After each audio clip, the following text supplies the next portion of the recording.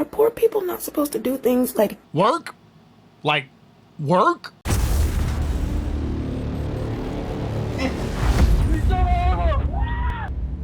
Hey there, friends. Welcome back to another Legally Armed America video. I'm, of course, Paul Glasgow here, the one and only truth pimp, dealing you a vulgar display of logic and reason on a daily basis.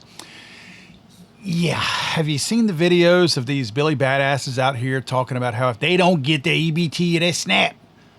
How somehow they're gonna start beating people up or they're gonna steal.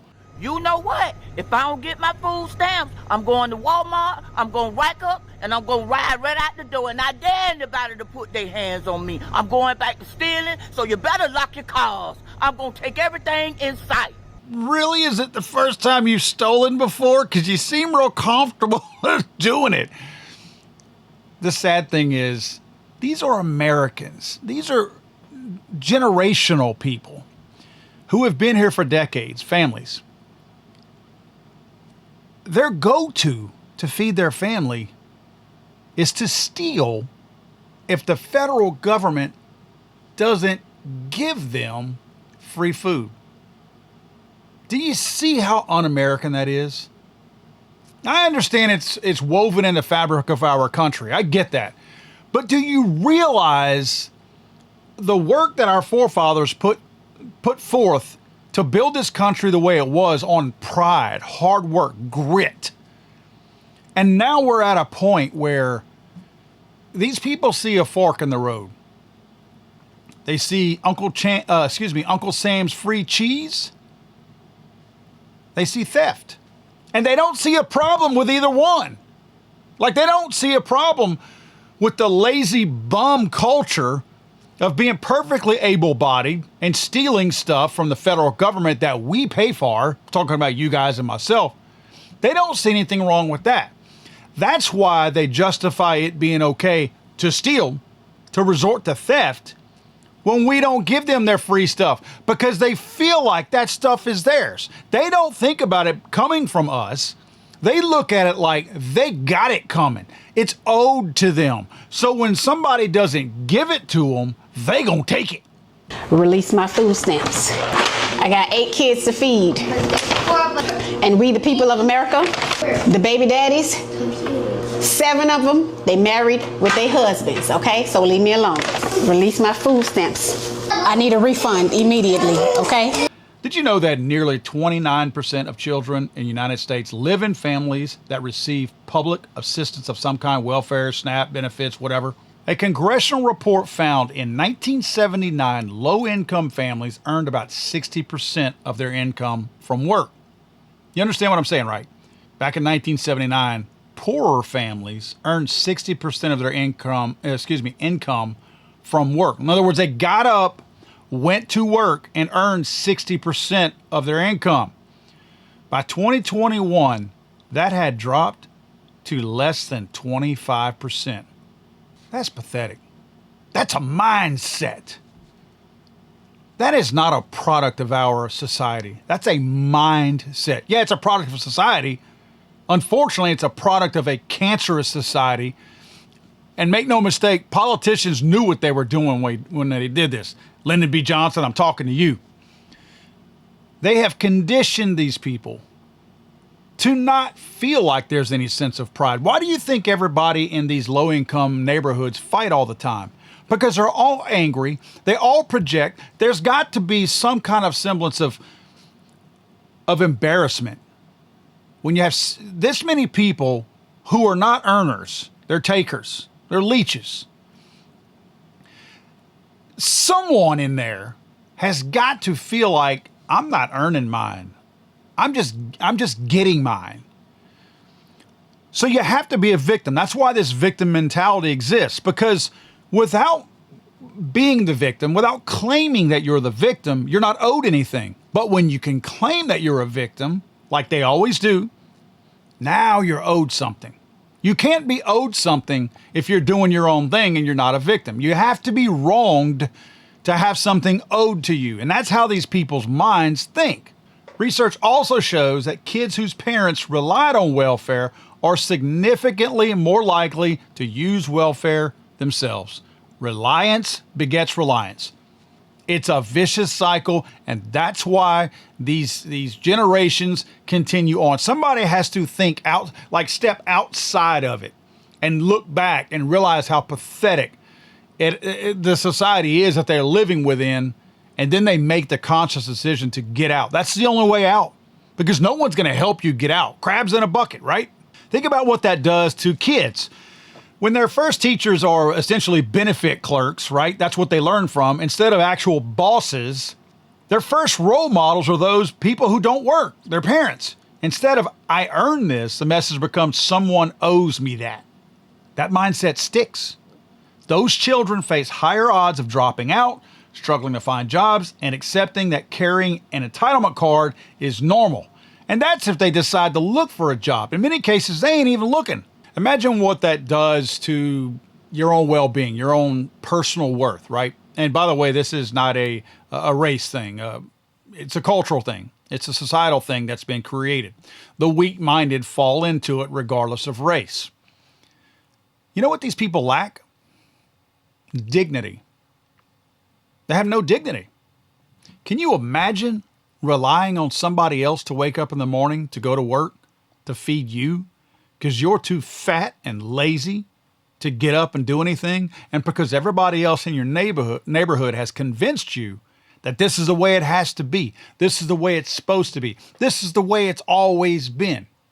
So you, being weak-minded, but also lazy, and you become fat because you don't do anything, suddenly this becomes your way of life. It's a vicious cycle that eventually your kids see that this is the way, and they incorporate that exact same stupid, lazy, entitled mindset into their own growing up. And that's just the way it has to be. Yeah, moms and dad always did that. Well, I say dad. But they inherit this stupid, lazy mindset. And they pass it on to their kids whenever they're 13 and pregnant. Work is dignity. Not working while relying on the taxpayer. That is theft of the American promise. You are stealing the American promise from people who are working when you sit on your butt and you just take free stuff from people who don't mind waking up because they have dignity and they want to earn what's theirs. But they're earning what's yours too, with your lazy ass sitting on the couch. Kids do not inherit entitlement immunity from the system. They inherit willfulness, dependency, and broken ambition. These kids grow up with the parent's job being a welfare check. What's your mom do for a living? Oh, she don't do nothing. Like, what does your dad do? Oh, he does this, he does that. What does your dad do? I don't know. Because the parents aren't working. Again, you are passing on zero dignity to these little crumb snatchers. Again, the welfare check becomes the parent's job. The kid becomes the next beneficiary. It's an endless cycle. Meanwhile, the taxpayers like us, we're picking up the tabs. Unpopular opinion. If you have a credit card and you hate people who ask for handouts, you are a person asking for a handout. A credit card is somebody else's money. So for all you right-wingers who are all, oh, stop giving people handouts. If you have a credit card, you're a hypocrite. But our politicians are one of the main ones to blame because we've padded the status quo instead of insisting on effort from these people. We're giving them what they want and they don't have to work. When children grow up under lazy, welfare-dependent parents, the problems run way deeper than the balance sheet. When a child's first example of watching mom work is watching her fill out entitlement or welfare forms at the welfare office, that child sees that as mom's job is to fill out these forms and the government's job is to pay my mom this free money. So that's what I'm going to do. It's learned right there. They internalize that entitlement pays better than any effort. Why break a sweat when somebody's just going to give it to you? A 2024 Heritage Foundation report found that less than 30% of able-bodied adults receiving government aid had full-time jobs. That's millions of kids growing up watching parents not even try When the refrigerator and the cabinets magically fill up with free groceries once a month, there's no connection between effort and reward. Like there's no effort. You exist and you get the free stuff. So why work at it? Why work hard at anything, including grades, right? Children of long-term welfare recipients show lower cognitive scores and reduced ambition compared to those of working class families. Duh. Even when income levels are similar, that still bears out. So think about that. Regardless of what the income is, when you're receiving all these entitlements, these children, for whatever reason, are just dumber when they belong to these families who receive all this free stuff. Did you hear what's going on with Trump and them?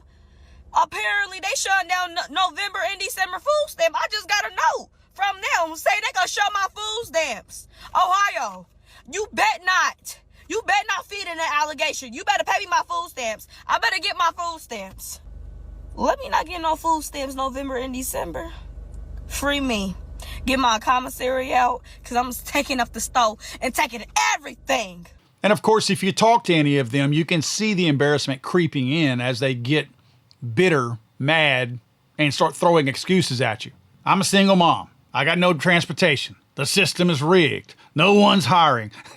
There's always an excuse. And the child hears all this. They absorb all this. They repeat all of this. Instead of seeing work as dignity, these kids grow up believing that the government is their provider and taxpayers are their parents. The result, a permanent subclass of citizens with full bellies, free phones, empty ambition, useful only to politicians who rely on these dummies to secure votes. Friends, the greatest cruelty that you can inflict on a child is helplessness. No reason to work, no reason to put any effort out there, to rob them of the pride that comes from earning their own way. A welfare check feeds a stomach. A work ethic feeds a freaking soul. If you want to break a cycle of poverty, you don't just write a bigger check. You cut the cord. You reintroduce accountability. You reattach consequences to people's actions. You restore the link between work and worth. You give people dignity. If I woke up tomorrow and no longer qualified for the benefits that I personally receive, your lives would not change at all. It wouldn't affect your taxes. It wouldn't affect what money you get back. It wouldn't affect what money you give.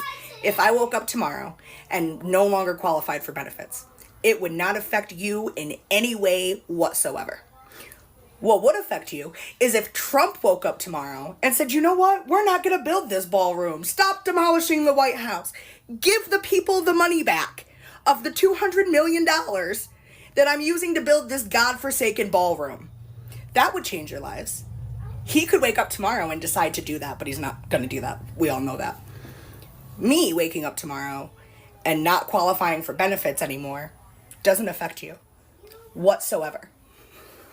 So telling me that I'm a drain on society and insulting me in whatever ways you think that aren't insulting me by telling me that my disabled family is just mentally unwell, which is insulting, there's no reason for it.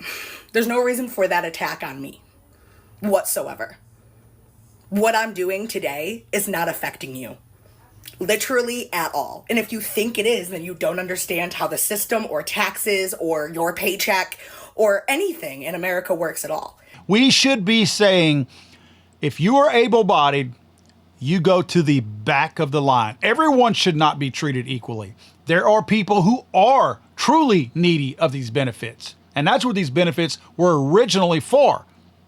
Not the 29-year-old, 180-pound, 6'1" guy who can slam dunk a basketball. No, wasn't meant for you. Go find a job. Those people should be at the back of the line. There should be some kind of a system that tells you, nah, dude, nah, you don't qualify. How do you know? I'm looking at you. You don't qualify. I want to be in the grocery store when they start looting it, because you think that people are going to be hungry? You think that these people not going to get their Thanksgiving? Baby, when they run up in there and start stealing them turkeys, oh, it's going to be like Christmas came early up in this bitch. I want to see the first news story about somebody stealing a turkey. Because you know that shit about to go down. And I wanna be front row for it. Because I'm here for it. Get everything up out of the grocery store. Get it all. When you have deadbeat loser parents, like a lot of these that I've shown you here, do you think they're going to change the cycle? No. Again, I think a lot of this is compartmentalized embarrassment where these people know they're losers. And it's embarrassing whenever you take these losers' money from them and they realize that I know in my mind the right thing to do is to get a job. But nobody else has to get a job, so why should I? They are embarrassed. You can say what you want, and I guess I'm giving the benefit of the doubt to people having some kind of self-pride. They got to know. They got to know that this is you're Loserville. You are the mayor of Loserville when you act like these people. So I got to think their bitterness is really wrapped in embarrassment. Like they're like, ugh, spotlight's on me now because I'm a lazy piece of crap and don't want to work.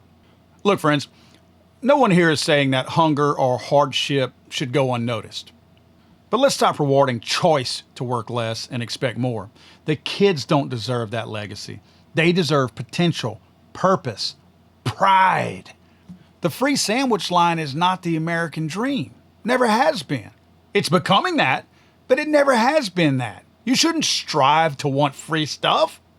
In closing, I will say this.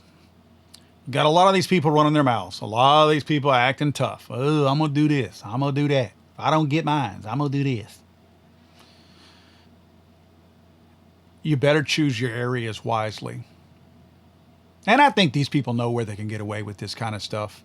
We see it all the time. When they riot and burn buildings down and all that, they are real selective about where they pick these places. So I'll leave you with this bit of advice that I try to leave all the time, and I'm saying this as innocently as I can so that I don't get in trouble for saying this. Carry a gun. Carry a gun. Don't fight anybody over a basket of groceries. It ain't worth it. No.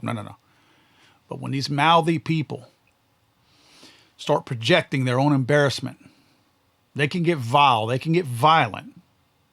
Carry a gun. Don't forget, guys, if you're looking for a book to educate yourself and to educate the idiots out there who can't think for themselves regarding mass shootings, go to damnliars.net. Again, damnliars.net, and get my brand new book, Damn Liars. I'm sorry, I thought this was America.